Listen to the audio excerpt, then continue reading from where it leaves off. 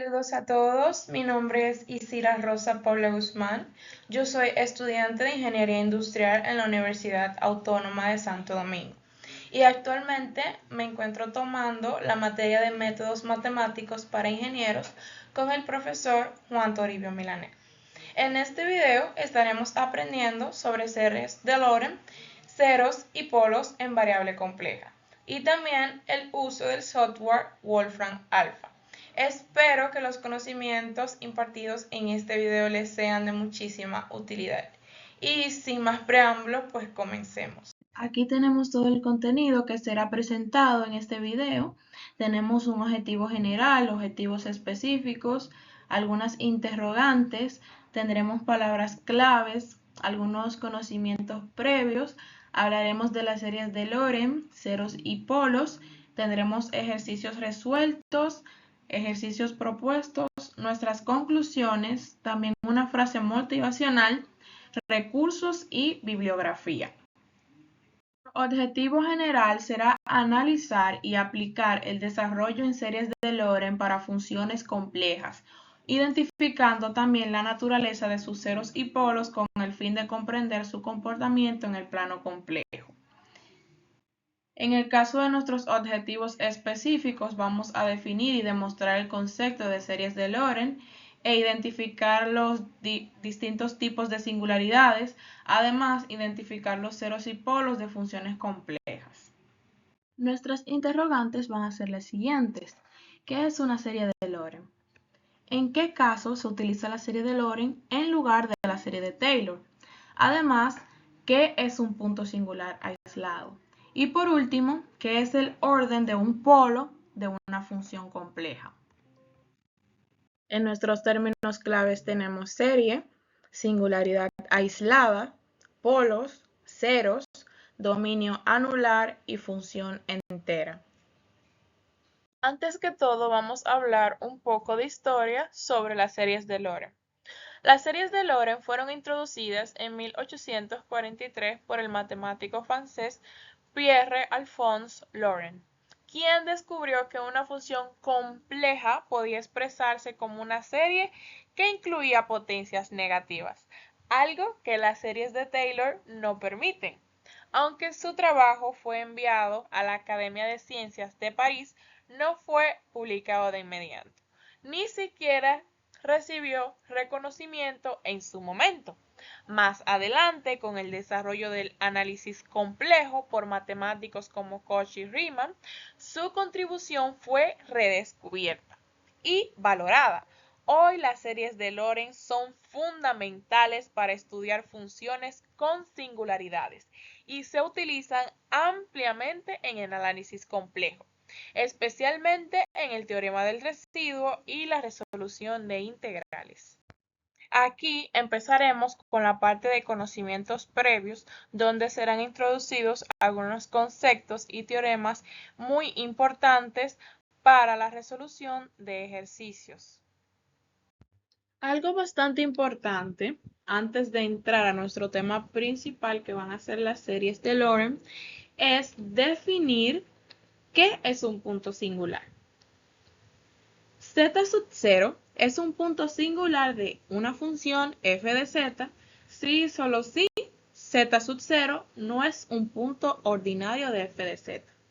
Ahora bien, ¿qué es un punto ordinario? Z sub 0 es un punto ordinario de f de z, primero, si la derivada de esa función existe para todo z que pertenece al módulo de z menos z sub 0 menor que un radio r. 2. Si f de z es igual a la sumatoria de n igual a 0 hasta infinito de a sub n, z menos z sub 0 de n, con el módulo de z menos z sub 0 menor que un radio r.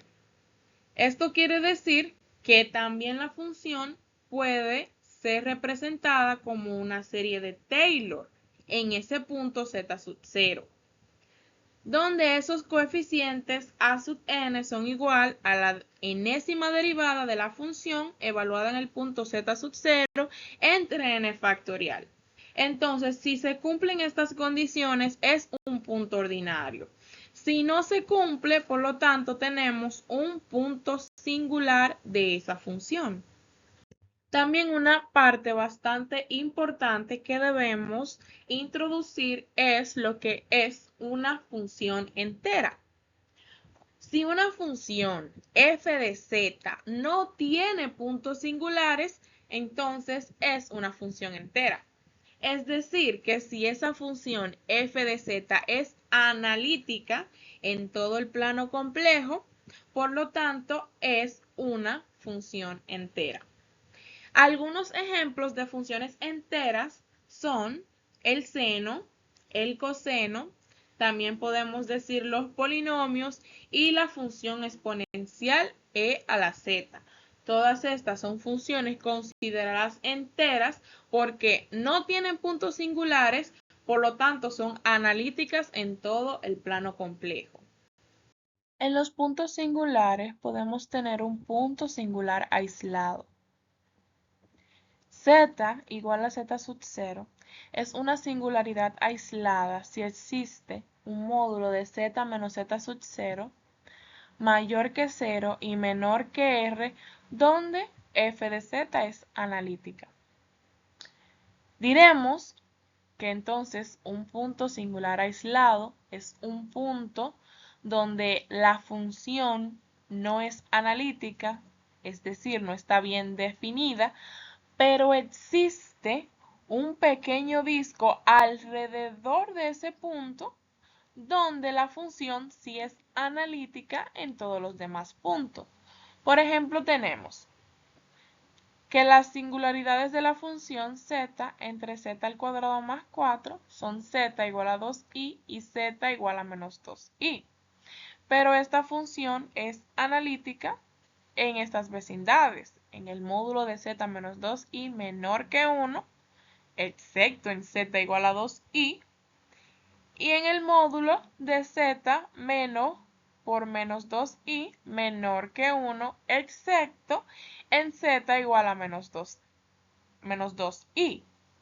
Es decir, que f es analítica en las vecindades excluidas del módulo de z menos 2i mayor que 0 y menor que 1 y módulo de z más 2i mayor que 0 y menor que 1. Esta función vamos a decir que tiene un problema en los puntos z igual a 2i y z igual a menos 2i, pero alrededor de esos puntos existe una vecindad excluida o un disco alrededor de esos puntos donde esa función sí está definida o esa función sí es analítica. Y esos puntos donde ocurre, vamos a decir, el problema, solo ocurren esos puntos y esos puntos están solos. También tenemos un punto singular no aislado.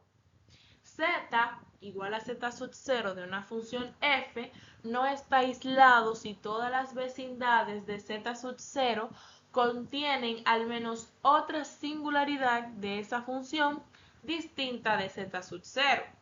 Es decir, que no podemos aislar este punto de las demás singularidades. Un ejemplo bastante clásico es la función logaritmo complejo. Esta función no es analítica en el corte de rama presentado acá, que es bueno recalcar que este corte de rama puede darse en otro lugar, es decir, en otro segmento de recta desde el origen.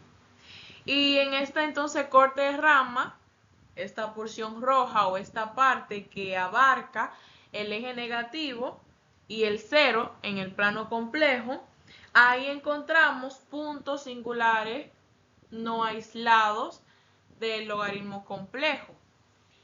Y son puntos singulares no aislados porque no hay forma de encerrar una singularidad sin que no haya otra en esa misma vecindad. En otra forma también no hay manera de hacerle una circunferencia a una singularidad acá y dejarla aislada, o sea que no son solitarias. Ya después de haber definido algunos puntos importantes, podemos introducir lo que son las series de Lorentz. Sea z sub 0 una singularidad aislada de la función f de z, un desarrollo de la serie de Lorentz para esta función es un desarrollo de la siguiente forma.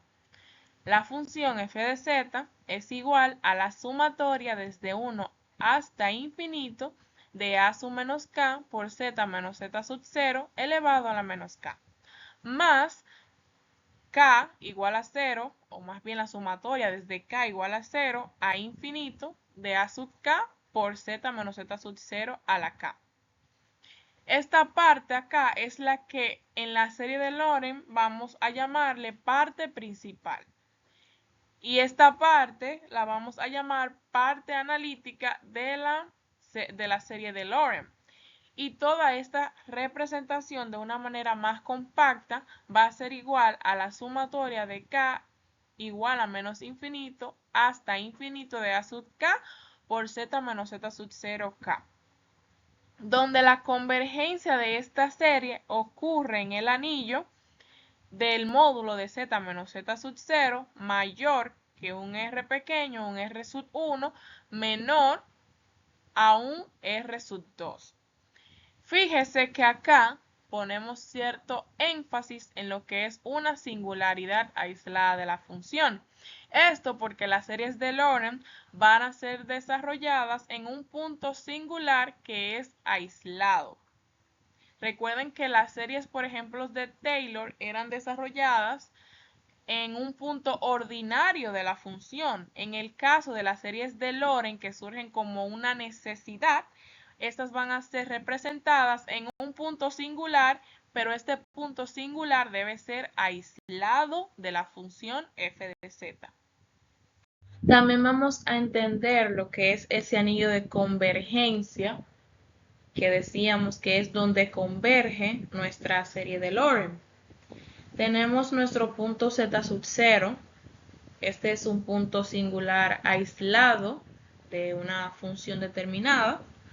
Y a este lo que vamos a hacer es a encontrar un radio que vamos a calcular fuera de este. Por ejemplo, un radio R sub 1. Y como hacíamos con las series de Taylor, vamos a encontrar un radio externo que calculamos dentro de él. Vamos a decir un radio R sub 2. Entonces aquí nos va a quedar lo que es una corona abierta entre R sub 1 y R sub 2. Y esta corona se define como todos los puntos Z que pertenecen a los números complejos, tal que el módulo de Z menos Z sub 0 es mayor que R sub 1 y menor que R sub 2.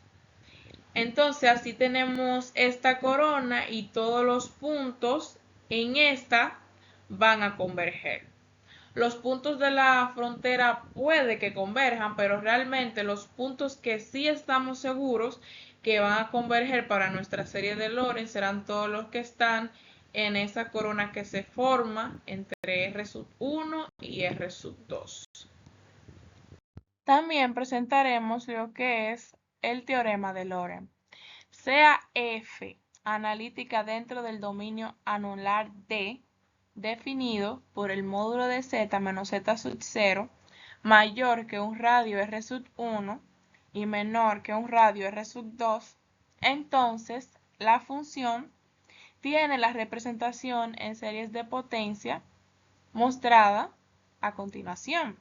F de z es igual a la sumatoria desde k igual a menos infinito hasta infinito positivo de a sub k por z menos z sub 0 elevado a la k, donde esta es válida para el módulo de z menos z sub 0 mayor que r sub 1 y menor que un radio r sub 2, y estos coeficientes a sub k vienen dados por a sub k igual a 1 entre 2 pi i de la integral sobre una curva cerrada de la función f de s entre s menos z sub 0 elevado a la k más 1 de S, donde esos k van variando de 0 a más menos 1, más menos 2 y así sucesivamente. Donde también esta curva C es una curva simple, cerrada, localizada enteramente dentro de D, esa curva, y que tiene a z sub 0 en su interior. En esta parte vamos a recordar algunas series de Taylor que van a ser súper importantes para resolver algunos ejercicios de las mismas series de Loren.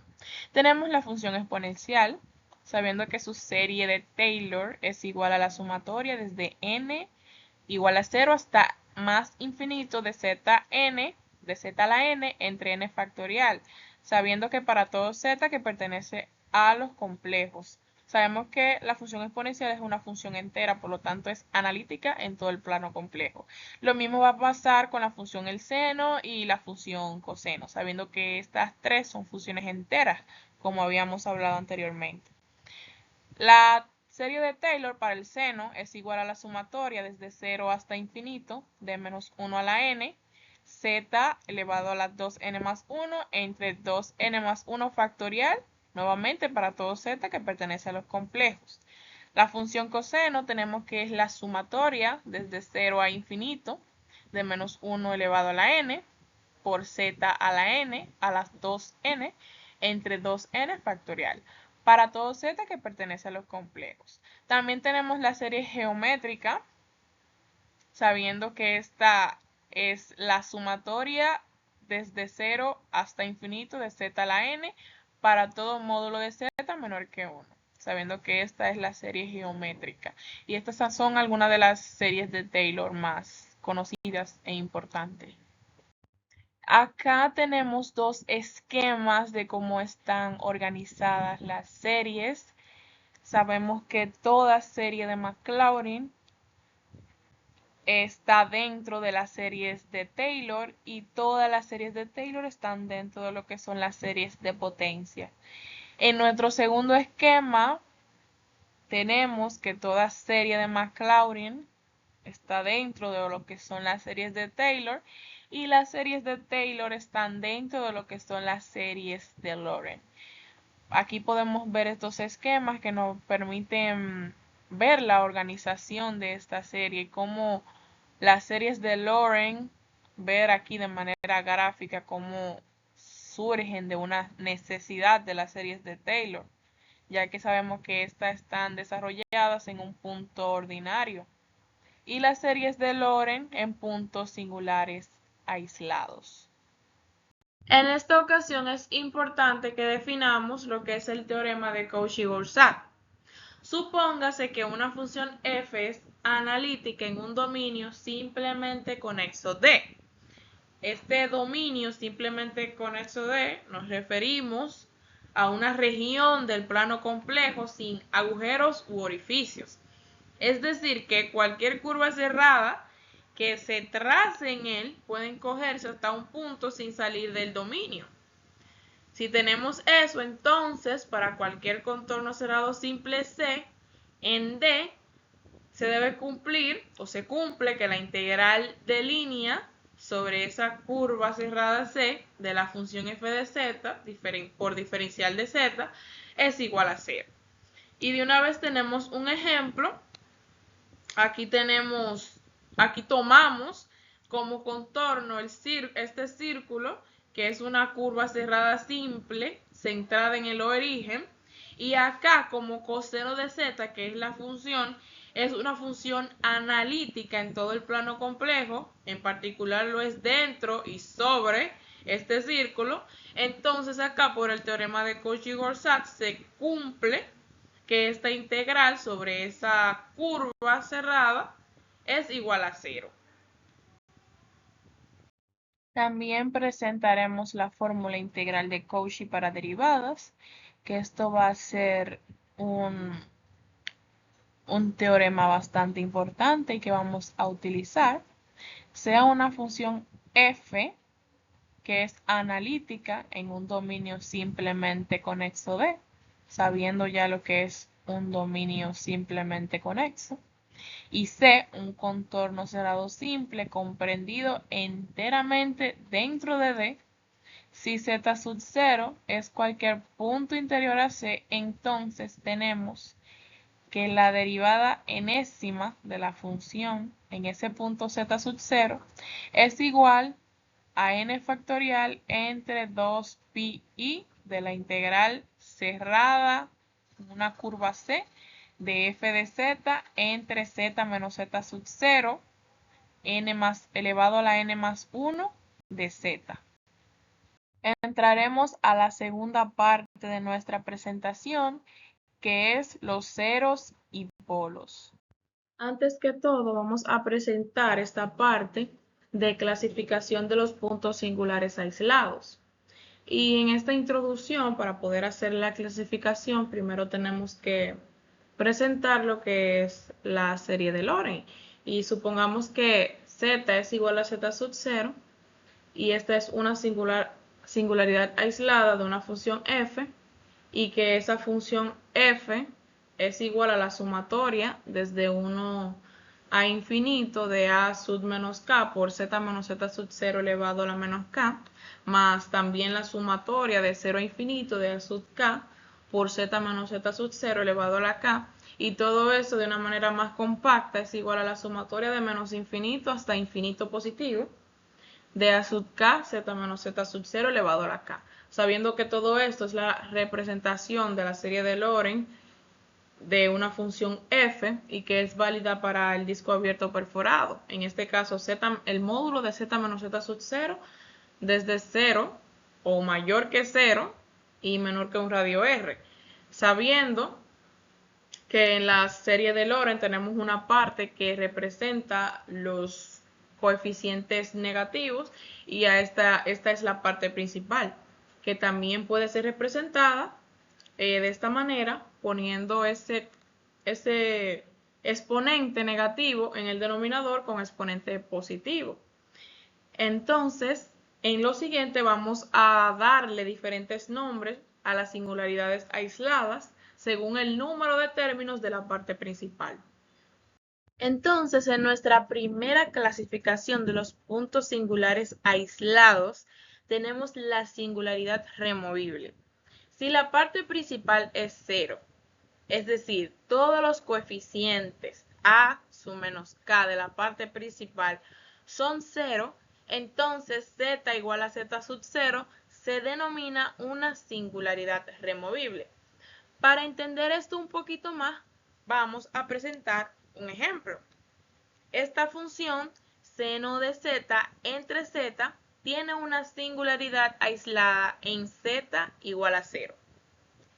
Para poder determinar si es una singularidad removible, lo que vamos a hacer es a utilizar una serie conocida y a reemplazarla en nuestra función. La serie conocida que vamos a utilizar es la serie del seno, que esta es la sumatoria de 0 a infinito, de menos 1 a la n, multiplicado por z a la 2n más 1 entre 2n más 1 factorial. Esto para todo z que pertenece a los complejos. Al reemplazar en nuestra función, nos queda de la siguiente manera. 1 entre z, todo esto multiplicado por nuestra serie conocida que utilizaremos. Una vez ya tenemos nuestra serie expresada de esa forma, vamos a expresar los primeros términos de la misma. Al expresar los primeros términos nos queda 1 entre z multiplicado por todos esos primeros términos de la serie que tenemos. Z menos z al cubo entre 3 factorial, más z a la quinta entre 5 factorial y así sucesivamente. Aquí lo que vamos a hacer es a multiplicar este factor 1 entre z por cada uno de los términos que tiene nuestra serie. Entonces, simplificando, nos queda que nuestra función, todos los términos que tienen coeficientes negativos son 0, como pueden ver. Ya nuestro primer término es 1 y no un coeficiente con un coeficiente negativo. Entonces, Por eso podemos decir que nuestra función tiene una singularidad removible en z igual a 0. En los puntos singulares aislados también tenemos lo que son los polos. Si la parte principal contiene un número finito de términos no nulos, entonces z igual a z sub 0 se denomina polo. Si para este caso también el último coeficiente no nulo de la parte principal de la serie de Lorentz es a sub menos n, donde ese n es mayor o igual que 1, se dice entonces que z igual a z sub 0 es un polo de orden n. Y vamos a presentar un ejemplo para entender esto de mejor manera. Tenemos esta función seno de z entre z al cuadrado. Y esta función tiene una singularidad aislada en z igual a 0. Bien, lo primero que hacemos es presentar una serie conocida y reemplazarla en la función. Vamos a presentar la serie del seno. Esta es la serie del seno sumatoria de n igual a 0 hasta infinito, de menos 1 a la n por z a la 2n más 1 entre 2n más 1 factorial. Esto para todo z que pertenece a los complejos. La reemplazamos en nuestra función quedándonos de la siguiente forma. 1 entre z al cuadrado, todo esto multiplicado por nuestra serie que es seno de z. Bien, lo que hacemos ahora es expresar los primeros términos de la serie, quedándonos este primer factor 1 entre z al cuadrado multiplicado por todos esos primeros términos. Y lo que hacemos es multiplicar 1 entre z al cuadrado por cada uno de ellos, quedándonos que aquí tenemos un coeficiente de la parte principal. Al tener ese coeficiente que es un número finito, entonces nuestra función tiene un polo de orden 1 en z igual a 0 y es un polo de orden 1 porque solo tenemos el término a sub menos 1, también conocido como polo simple. Tenemos acá lo que es la singularidad esencial. Si la parte principal contiene un número infinito de términos no nulos, entonces z igual a z sub 0 es una singularidad esencial. Para ver esto, vamos a utilizar un ejemplo. Tenemos nuestra función e elevado a la 3 entre z. Y esta función vamos a ver cómo contiene un número infinito de términos. Lo primero que vamos a hacer es utilizar una serie conocida, en este caso la serie de Taylor para la función exponencial, que es igual a la sumatoria de 0 a infinito de z a la n entre n factorial. Y esta serie la vamos a reemplazar en nuestra función. Al reemplazarla nos queda de la siguiente forma. Y lo siguiente que vamos a hacer es hacer algunas simplificaciones. En este caso vamos a utilizar ley de exponente para poder distribuir ese exponente n tanto en el numerador como en el denominador, quedándonos de esta forma. Y lo que vamos a hacer entonces es a multiplicar numerador con numerador y denominador con denominador, sabiendo que n factorial yo lo puedo expresar como n factorial entre 1, quedándonos lo siguiente. Y aquí ya tenemos la serie de nuestra función, o más bien la serie de Lorentz de nuestra función. Ya aquí vamos a expresar los términos o los primeros términos de la serie. Al expresar estos primeros términos nos queda de la siguiente forma. Si pueden notar, al expresar los términos, cuando n es igual a 0 nos da 1, cuando l es igual a 1 nos da esta expresión y así sigue aumentando infinitamente. Y por esto es que esta función se dice que tiene una singularidad esencial en el punto z igual a 0. Porque mientras yo más voy aumentando el índice, más me van aumentando los coeficientes no nulos de la parte principal de mi serie de Lorentz. Entonces esa función tiene una singularidad esencial porque esos coeficientes de la parte principal son infinitos. Vamos a hablar un poco de lo que son los ceros en una función.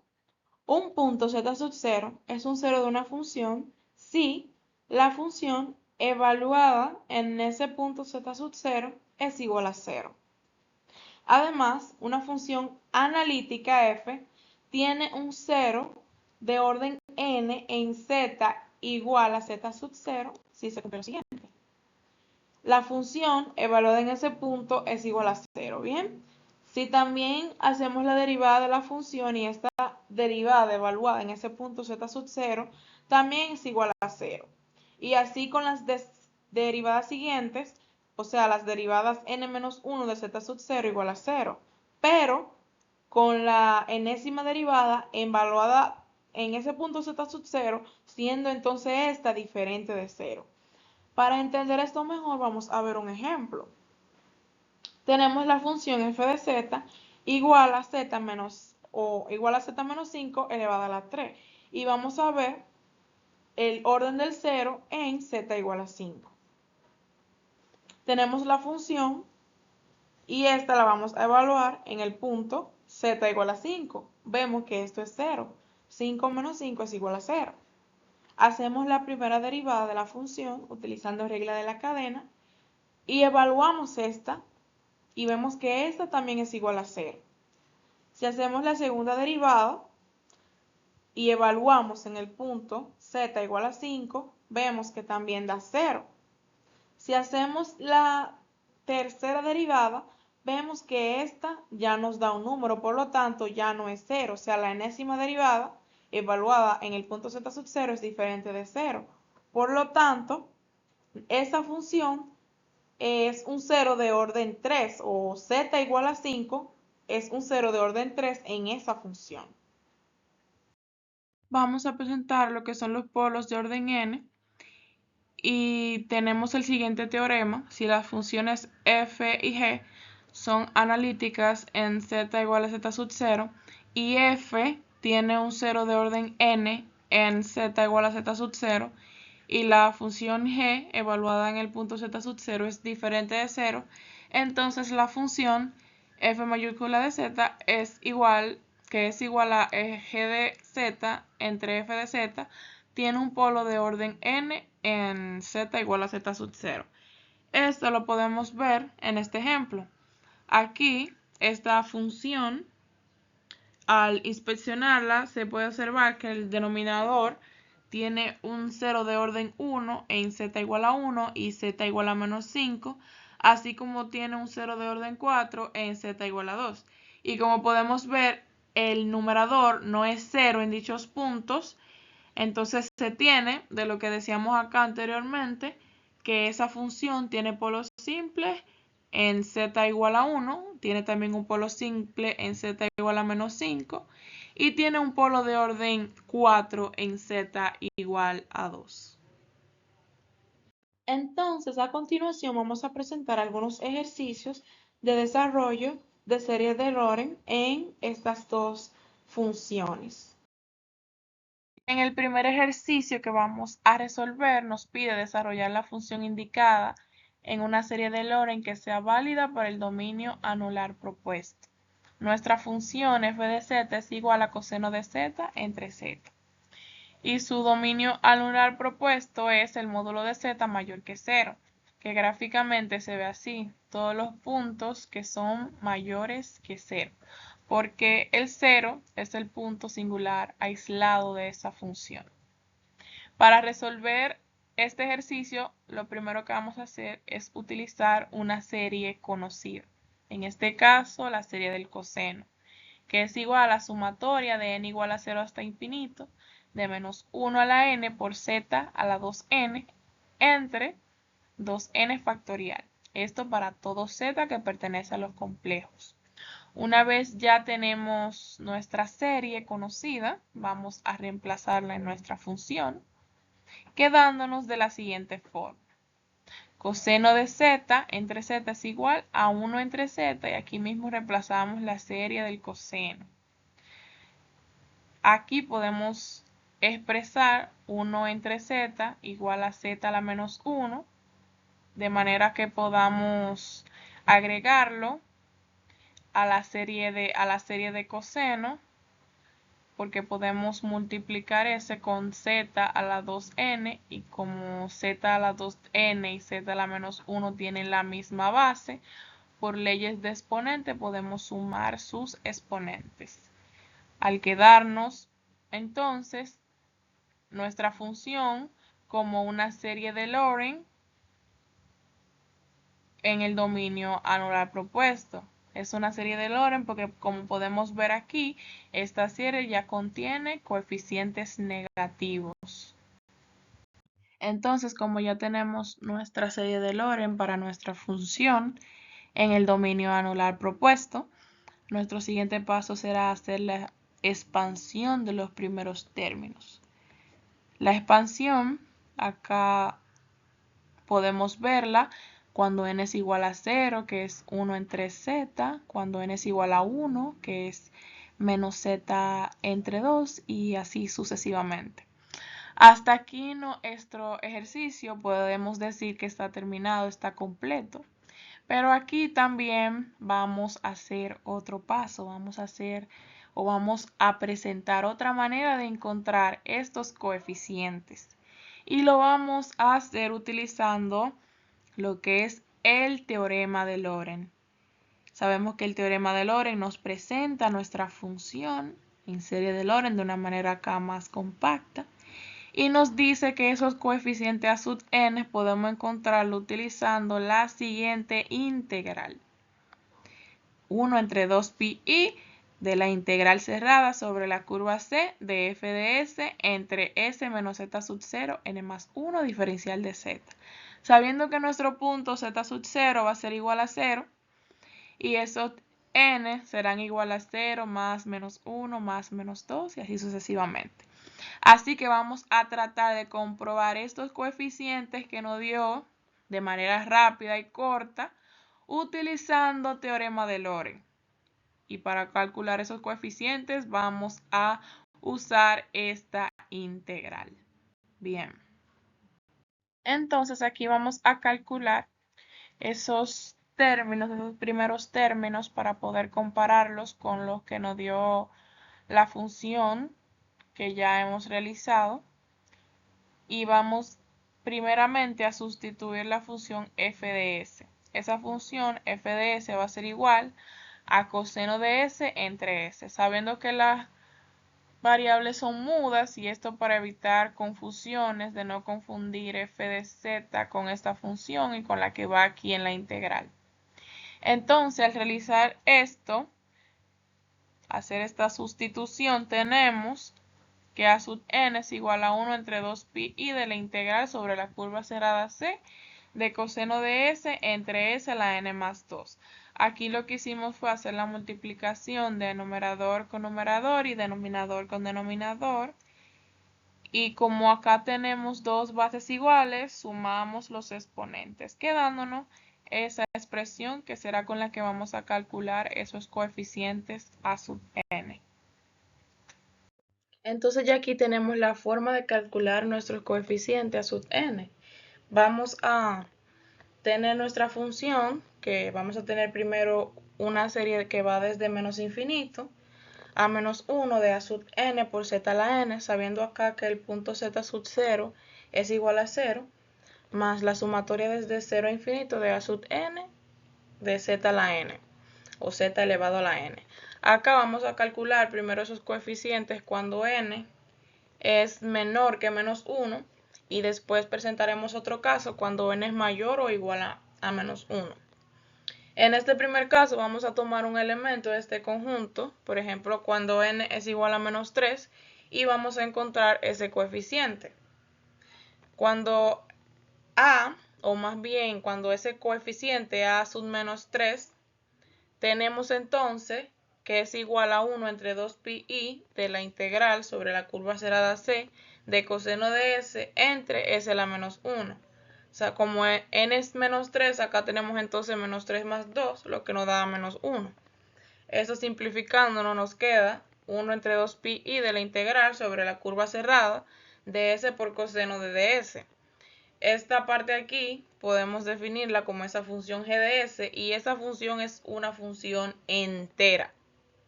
Y que sea una función entera, entonces nos permite aplicar lo que es el teorema de Cauchy-Forsat. Este teorema, que dice que si f es analítica en todos los puntos de un contorno cerrado simple C y dentro de dicho contorno, entonces se cumple que la integral sobre esa curva cerrada C de g de s por diferencial de s es igual a 0. En este caso, para nosotros se cumple este teorema, ya que esta es una función entera, una función analítica en todos los puntos del plano complejo. Por lo tanto, nuestro coeficiente a sub menos 3 va a ser igual a 0, aplicando lo que es el teorema de Cauchy-Forsat en esa integral. Lo que explicamos anteriormente nos va a ayudar muchísimo a resolver también todos los otros coeficientes en el caso cuando n es menor que menos 1. Porque si expresamos los a sub n igual a 1 entre 2pi de la integral cerrada sobre la curva C de s a la menos n más 2 coseno de s, es esta misma expresión, podemos darnos cuenta que todos esos términos van a hacer que nuestra g de s sea siempre una función entera. Cualquier término que yo tome que sea de n, que sea menor que menos 1, va a hacer entonces que la función sea entera. Por lo tanto, podré seguir utilizando lo que es el teorema de Cauchy-Forsat. Entonces, los a sub n van a ser iguales a 0 para todo n que sea menor que menos 1. Y esto es correcto, porque si lo comparamos con nuestra función, con los términos que nos había dado nuestra función, podemos ver que todos los términos que son menores que a sub menos 1, todos esos términos no aparecen en los coeficientes que estamos buscando. Todos esos términos son cero, son nulos. Así que podemos concluir que lo que estamos diciendo acá es cierto. Bien, ahora vamos al caso cuando los n son mayores o iguales a menos 1. Sabiendo que ya todos los términos que son menores que menos 1 fueron demostrados que son 0. Acá entonces vamos a encontrar el a sub menos 1, a sub 0, a sub 1 y así sucesivamente. Vamos a empezar con nuestro primer ejemplo, cuando n es igual a menos 1. Reemplazando nos queda a sub menos 1 igual a 1 entre 2pi de la integral cerrada sobre la curva C de coseno de s entre s elevado a la menos 1 más 2 diferencial de s. Y esto a su vez es igual a 1 entre 2pi de la integral cerrada sobre la curva C de coseno de s entre s 0 más 1 diferencial de s. Esto acá lo dejaremos así por conveniencia. Entonces, nuestro objetivo ahora es encontrar esta integral que está acá. Y esa integral podemos encontrarla utilizando lo que es la fórmula integral de Cauchy para derivadas. Que esta fórmula me dice que si yo tengo una función f que es analítica en un dominio, recordando un dominio simplemente con hecho de, y sea un contorno cerrado, simple comprendido enteramente dentro de D, si nuestro punto z sub 0 es cualquier punto interior a C, entonces podemos calcular las derivadas de esa función. En este caso es h, la función h de s. Podemos calcular esas derivadas utilizando la siguiente integral. Como pueden ver, nosotros queremos encontrar esa integral y podemos utilizar la fórmula integral de Cauchy para derivadas porque nuestra función coseno de s, que podemos definirla como h de s o denominarla h de s, es una función analítica y es analítica en todos los puntos del plano complejo. Por lo tanto, utilizar esta fórmula va a ser totalmente válido en nuestro caso. De acá podemos despejar la integral, quedándonos entonces que esa integral es igual a 2pi entre m factorial de la enésima derivada de h de s. Entonces, como decíamos, podemos utilizar esta expresión porque nuestra h de s es coseno de s y esta es una función entera, una función analítica en todos los puntos, en este caso del plano complejo. Así que podemos sustituir en la expresión, quedándonos entonces que nuestro coeficiente a sub menos 1 va a ser igual a 1 entre 2pi multiplicado por 2pi entre m factorial de la mésima derivada de la función h en el punto z sub 0, recordando que nuestro punto z sub 0 es igual a 0. En este caso nuestra m es igual a 0, como vemos aquí, que por eso dejamos el 0 ahí, para recordar que m es igual a 0 en el caso del coeficiente a sub menos 1. Ya pues, para terminar de encontrar o calcular ese coeficiente a sub menos 1, vamos a reemplazar cuando m es igual a 0 y z sub 0 es igual a 0, que es nuestro punto. Entonces a sub menos 1 nos va a quedar 1 entre 2pi multiplicado por 2pi entre 0 factorial por la función evaluada en 0. Esto es igual a 1 entre 2pi multiplicado por 2pi entre 1, sabiendo que 1 es el factorial de 0, 0 factorial es igual a 1, y la función que es coseno evaluada en 0. Todo esto es igual a 1 porque el coseno de 0 es 1 y 2pi en el numerador se simplifica con este 2pi que está en el denominador. Todo esto entonces es igual a 1, nuestro coeficiente a sub menos 1. Por lo tanto, para los otros coeficientes a sub n también vamos a utilizar esta forma para todos los n mayores o iguales que menos 1. Aquí en esta fórmula o esta expresión podemos encontrar las mésimas derivadas de h en el punto z sub 0 para poder determinar los primeros coeficientes. Tenemos la primera derivada evaluada en el punto 0 cuando m es igual a 1, por eso es la primera derivada. Esto nos da menos seno evaluada en 0 que es igual a 0. También la segunda derivada, que es menos coseno de 0 igual a menos 1. La tercera derivada, que es igual a seno de 0, que también es 0. La cuarta derivada, evaluada en 0, coseno de 0 igual a 1. Y tenemos también la quinta derivada, menos seno evaluada en 0 igual a 0. Aquí podemos ver como todas las derivadas impares son 0.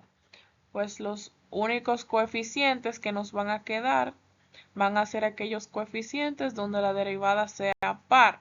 Y esta derivada va a ir intercambiando entre menos 1 y 1. Entonces ya podemos calcular los coeficientes, los primeros, para poder compararlos con lo que nos dio nuestra función. Ya sabemos que nuestro a sub menos 1 es 1 y aquí podemos confirmarlo. Nuestro a sub 0, como tiene una derivada impar, va a ser igual a 0, por lo que continuamos con a sub 1 y este nos va a dar igual a 1 entre 2 factorial por menos 1 y esto es igual a menos 1 entre 2 factorial y esto podemos confirmarlo aquí en los coeficientes ya obtenidos de nuestra función. El a sub 2 también es 0, por lo que pasamos a sub 3 y este es igual a 1 entre 4 factorial, como podemos ver aquí. Continuamos con a sub 5 y aquí podemos nuevamente confirmar que es el mismo coeficiente utilizando lo que es el teorema de Lorentz para encontrar los coeficientes de nuestra función. Ya sabemos que los z acá están dados por la forma de nuestra serie de Lorentz, sabiendo que nuestro punto z sub 0 es 0 y el valor de n acá cuando n es igual a menos 1 nos queda z a la menos 1. Cuando n es igual a 1 nos queda z a la 1. Cuando n es igual a 3 nos queda z a la 3 y así sucesivamente. Así que pudimos confirmar con el teorema de Lorentz que este también nos da los coeficientes de nuestra función en serie de Lorentz. Pero este es un método más largo, el método que utilizamos de primero era mucho más corto y eficiente. En esta siguiente parte vamos a confirmar nuestros resultados utilizando el software matemático Wolfram Alpha. Y pues entramos al software de Wolfram Alpha y aquí vamos a ver la serie de Lorentz para nuestra función. Acá le vamos a poner la función y que haga la serie en z igual a 0, ya que z igual a 0 es un punto singular aislado de nuestra función. Y esto le va a decir inmediatamente al programa que lo que queremos es una serie de Lorentz. Vamos a darle a Enter o a la casilla de calcular entrada. Y pues aquí podemos ver cómo el software de una vez nos da esos coeficientes o esa expansión de la serie en z igual a 0. Y esta serie nos dice que converge cuando z es diferente de 0. También la representación de la serie la tenemos acá, solo que el software no introduce como nosotros hicimos el término 1 entre z de una vez a la serie, sino que la expresa de esta manera como una división. Pero es la misma serie que nos dio a nosotros y también son los mismos primeros términos.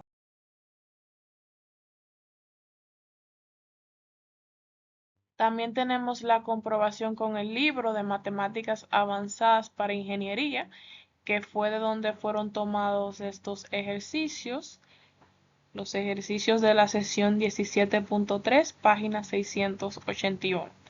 Y aquí en este primer ejercicio también confirmamos que los valores son iguales a lo que nos dieron en la resolución de nuestro ejercicio.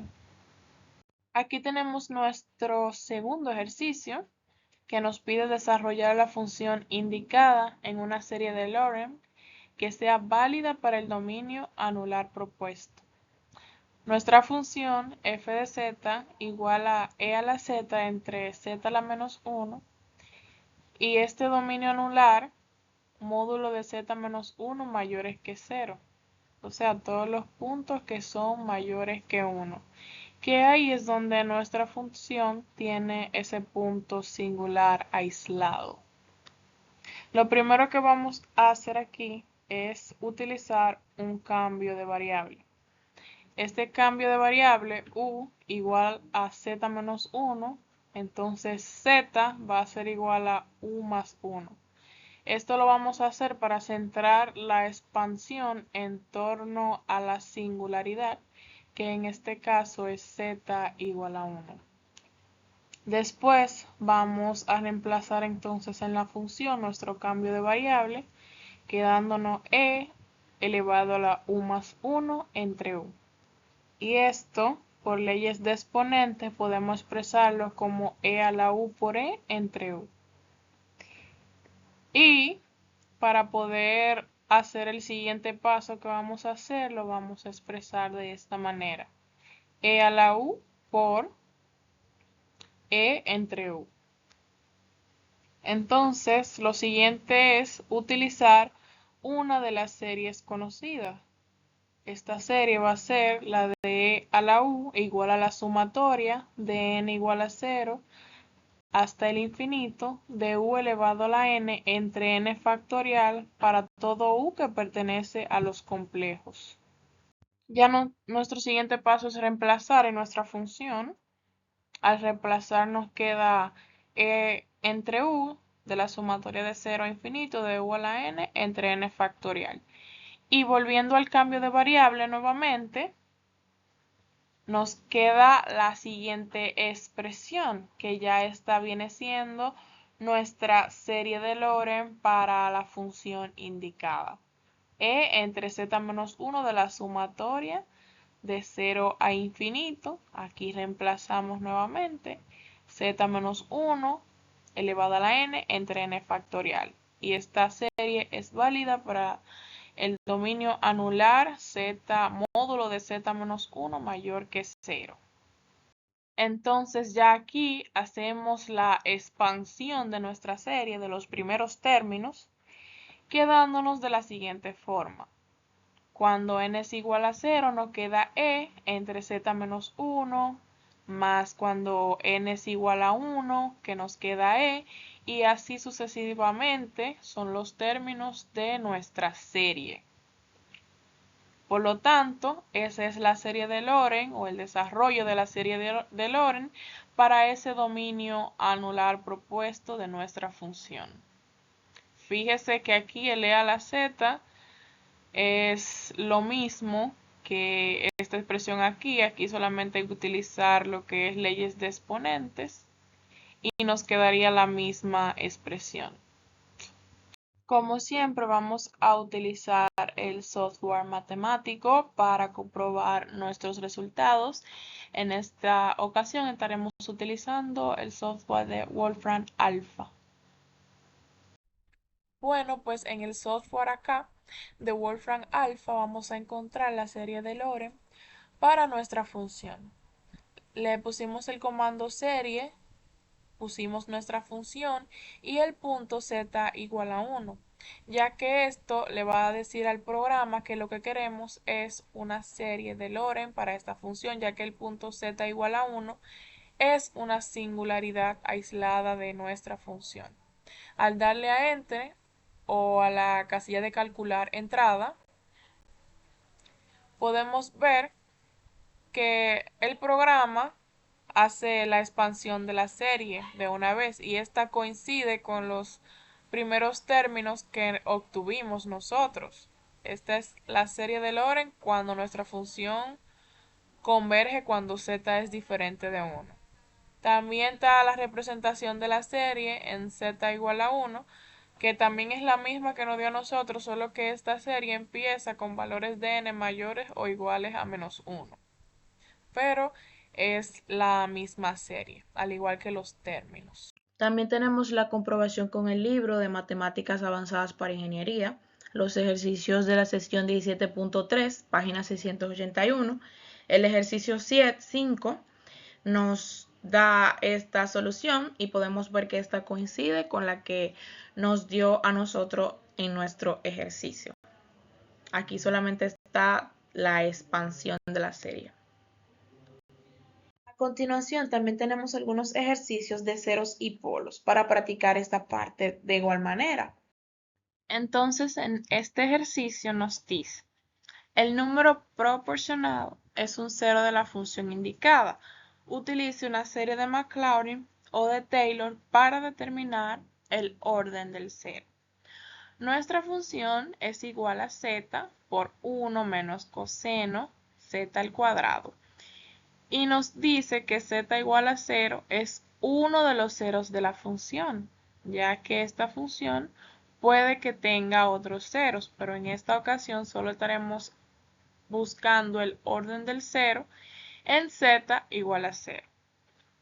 Lo primero que vamos a hacer es utilizar una serie conocida, porque nos están diciendo que utilicemos una serie para determinar el orden. Esta serie conocida que vamos a utilizar va a ser la del coseno de z, igual a la sumatoria de 0 a infinito de menos 1 a la n por z a la 2n entre 2n factorial. Eso es para todo z que pertenece a los complejos. Una vez tenemos nuestra serie conocida, vamos a reemplazarla acá en coseno de z al cuadrado. Al hacer esto, el z al cuadrado debemos reemplazarlo en el punto z.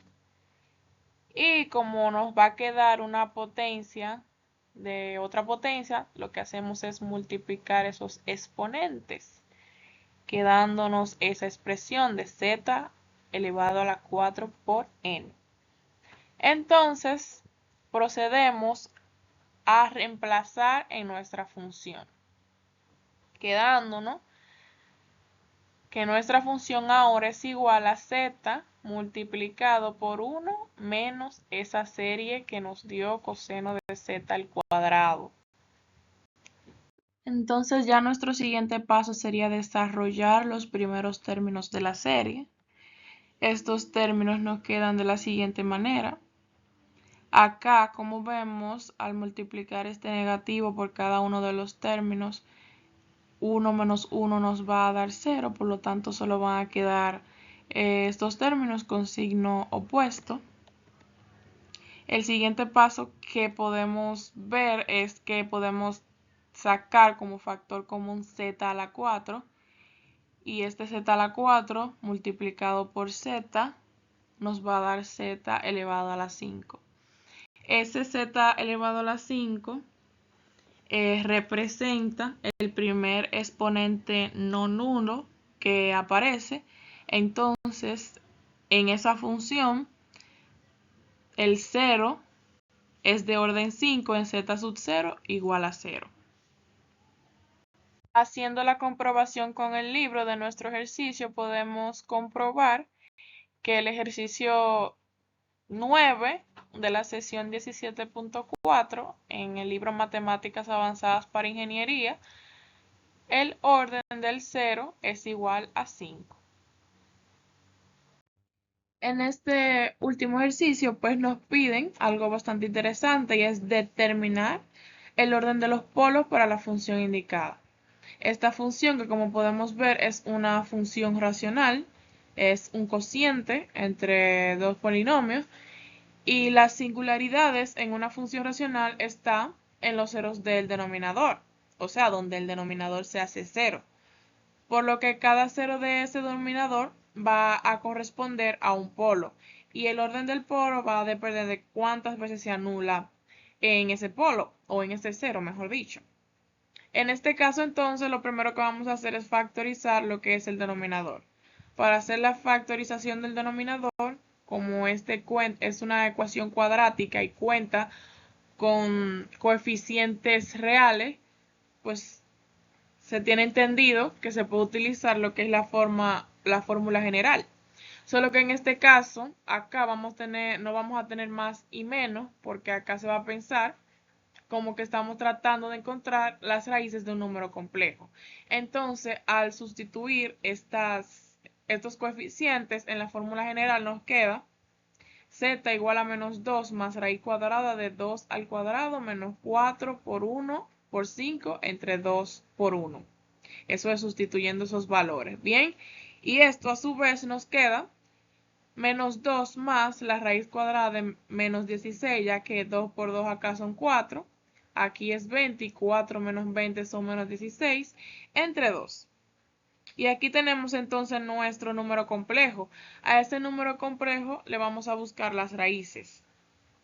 Como es raíz cuadrada de menos 16, las raíces van a ser 2, porque las raíces de un número complejo están dadas dependiendo el índice que tenga el radical. Entonces acá vamos a necesitar dos raíces para este número complejo.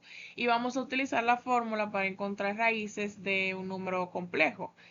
Vamos a multiplicar la parte real por e elevado al argumento más 2πk entre n por i. La parte real, como vemos, va a ser 16 y el n va a ser la cantidad de raíces que estamos buscando, que es 2. El argumento lo vamos a buscar utilizando la circunferencia unitaria. Acá nos da los valores de i, de 1, de menos i y de menos 1. Como nuestro número acá es menos 16, este lo vamos a buscar en el eje negativo de x. Y en este eje negativo, por ángulo notable, sabemos que se encuentra entonces en el ángulo pi. Por lo tanto, nuestro argumento va a ser pi. Ya teniendo esta expresión, entonces podemos hacer el reemplazo. W sub k entonces va a ser igual a la raíz de 16 por e elevado a pi más 2pi por k entre 2i, con k igual a 0 y a 1.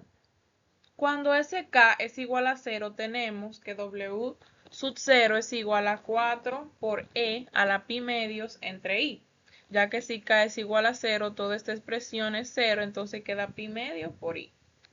Acá tenemos e a la pi medio por i, esta expresión debemos convertirla a la forma polar utilizando la fórmula de Euler. Esto para que nuestra raíz quede en términos de un número complejo. Entonces tenemos e a la it igual a coseno de t más i por seno de t. Reemplazando nuestro t, que en nuestro caso es pi medio, nos queda que e por pi medios i es igual a coseno de pi medios más i por seno de pi medios. Reemplazando entonces, nos queda que w sub 0 es igual a 4 por coseno de pi medios más i seno de pi medios. Y esto a su vez es 4i, porque coseno de pi medios es 0 y acá el seno de pi medio es 1. Al hacer la multiplicación del 4 nos queda 4i.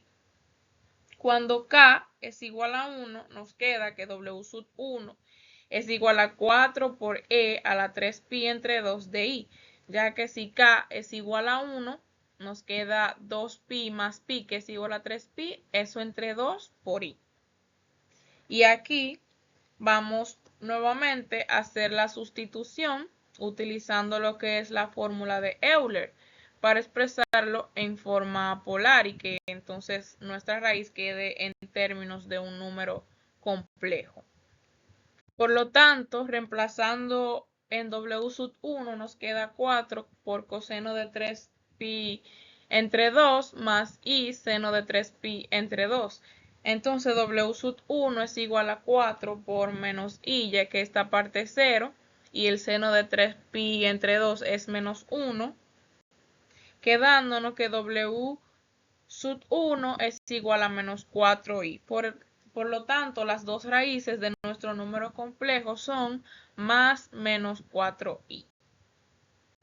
Por lo tanto, continuando con la factorización, z igual a menos 2 más la raíz cuadrada de menos 16 entre 2. Ya sabemos cuáles son esas dos raíces de ese número complejo.